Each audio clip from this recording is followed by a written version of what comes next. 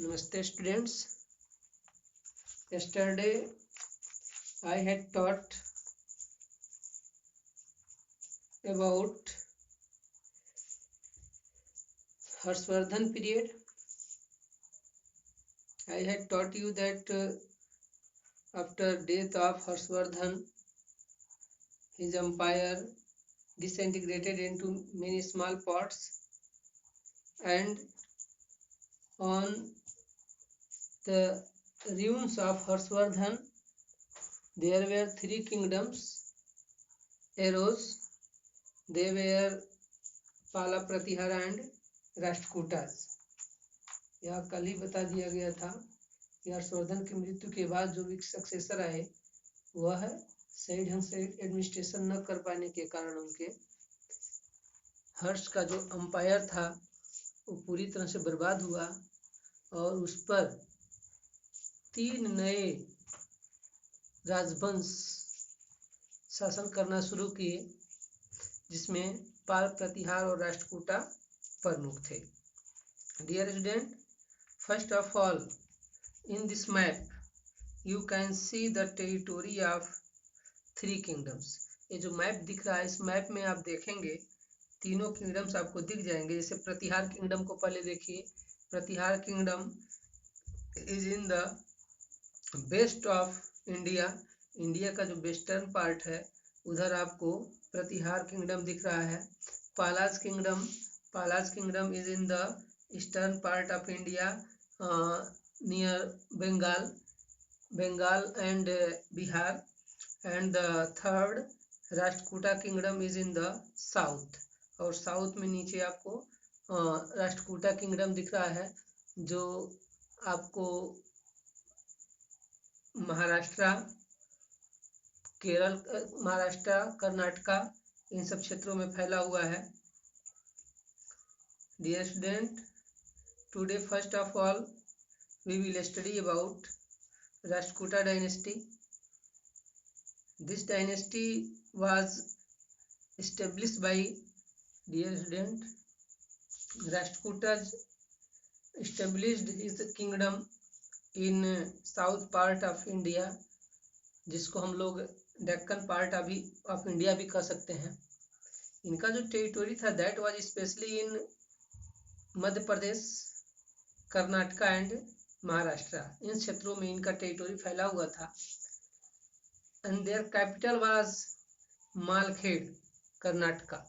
यानी कि इनकी जो राजधानी थी वो मालखेड़ में थी, और मालखेड़ इस समय कर्नाटका के अंतर्गत आता है।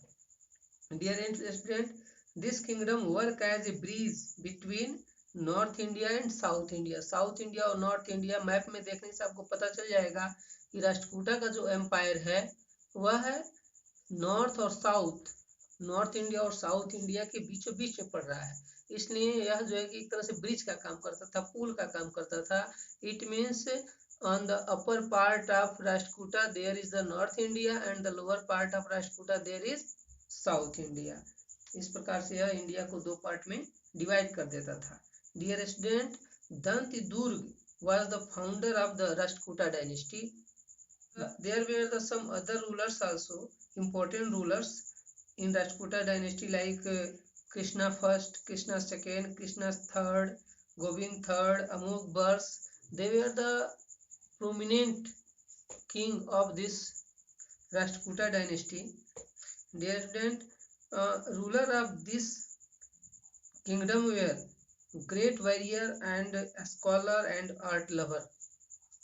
The famous Kailasnath temple that is in Maharashtra.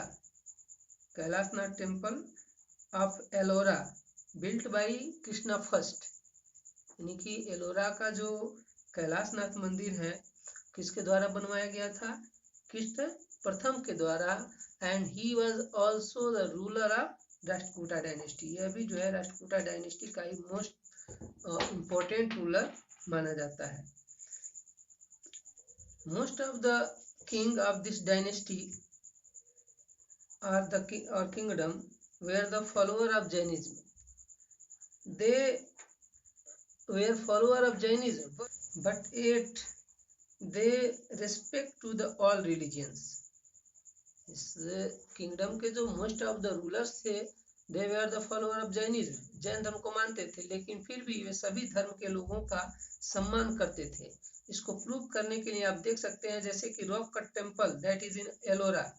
Ellora में जो रॉक कट टेम्पल है, it is a best example because the temple there are the temple of many religions like Hindu, Buddhism and Jain. Buddha का, जैन का और हिंदू का। जो जैन मंदिर, जो एलोरा का मंदिर है, उसमें गुफाएं बनी हुई 39 के आसपास गुफाएं हैं, जिसमें हिंदू, बौद्ध, जैन सभी धर्मों से संबंधित वहां पर मंदिर बनाए गए हैं राष्ट्रकूटों के द्वारा। इससे आइडिया लगता है कि they are the follower of Jainism but also respect to the all religions. They were great scholar also, वे बहुत विद्वान भी थे। As example Amoghavarsha. Amoghavarsha was the ruler of Rashtrakuta dynasty and he was himself a great scholar and wrote a book and that was Kaviraj Marg in Sanskrit. Amoghavarsha इस dynasty का एक शासक था जो कि खुद ही बहुत बड़ा विद्वान था और उसने एक बुक लिखा संस्कृत में जिसको कविराज मार्ग के नाम से जाना जाता है। अच्छा, they also took over the titles like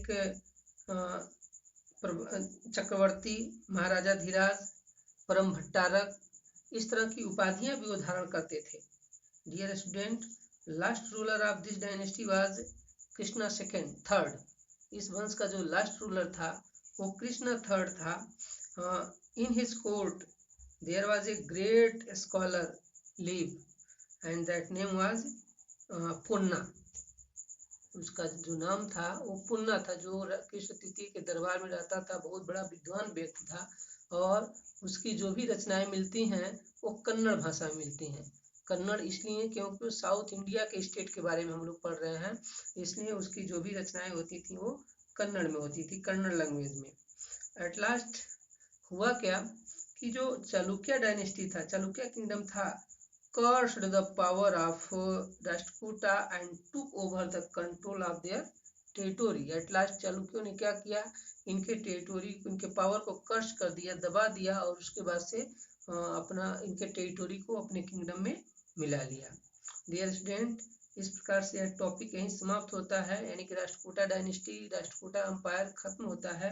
इसके बाद हम लोग नेक्स्ट टॉपिक में नेक्स्ट जो किंगडम है उसके बारे में पढ़ेंगे। डियर स्टूडेंट, इसके बाद हम आप लोगों को एक क्वेश्चन आंसर का सीरीज दूंगा, जो स्पेशली जो इंट्रोडक्शन चैप्टर है, चैप्टर का इंट्रोडक्शन है उससे और प्लस राष्ट्रकूटा डायनेस्टी से होगा, और उसका आंसर आपको कमेंट बॉक्स में देना रहेगा। Dear student, it is the homework of today which answer you will give in comment box. First question is, who was the founder of Rashtrakuta kingdom? Rashtrakuta kingdom का संस्थापक कौन था? Next question is, what was the capital of Rashtrakuta? राष्ट्रकूटों की राजधानी कहाँ थी? Who was the writer of Kavirajamarga? कविराज मार्ग पुस्तक के राइटर कौन हैं? नेक्स्ट क्वेश्चन है, विच टाइटिल एज्यूम्ड बाय राष्ट्रकूटा? राष्ट्रकूटों ने कौन सा पद धारण किया था? विच religion was followed by Rashtrakuta? Rashtrakuta किस धर्म को मानते थे? You will give the answer of this question. Thank you.